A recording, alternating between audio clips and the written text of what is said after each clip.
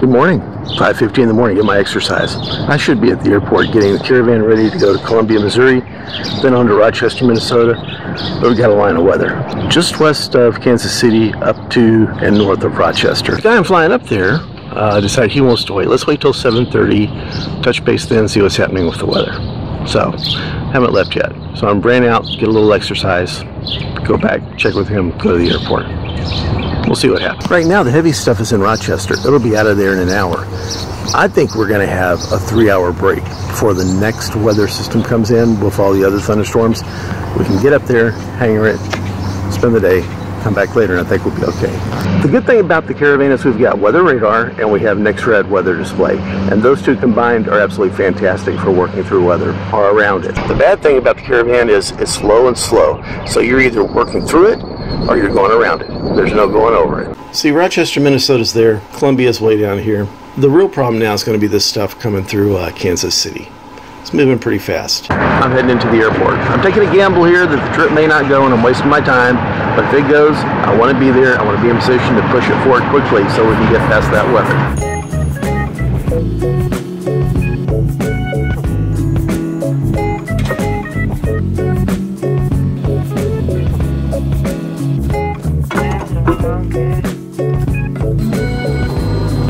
This is where we hook up an external power supply if we're doing a database update or a ground power unit start. This is where we replenish that TKS fluid. That's for our anti-ice. Holds up to 20 gallons. The TKS fluid is pumped to the microporous metal cuffs that are on the wing leading edge and the strut, and that prevents the ice from forming on those leading edges. And you can check the level. I don't know if you can see through there. There's a tube.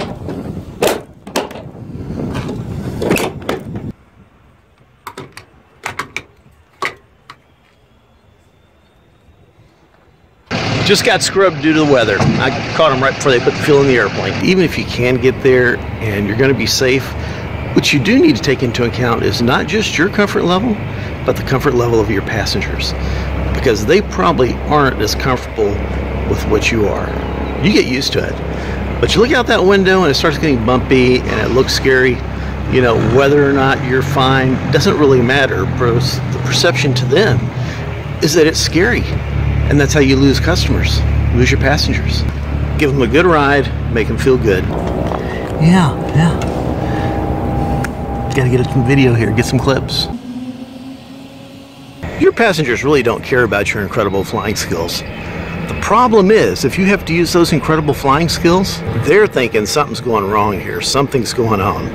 They like smooth, they like predictable.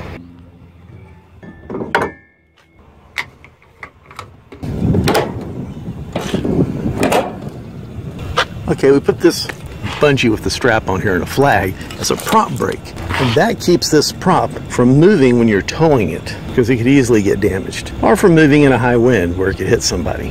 This is the Electro Tug. This is the short one. All electric, very fancy.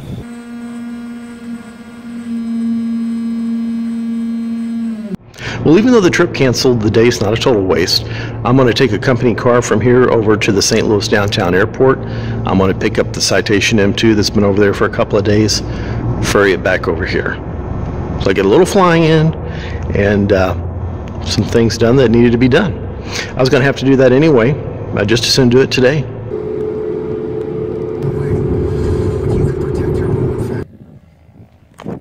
That's good.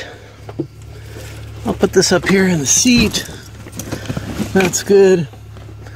Already checked the cockpit. Brake is set.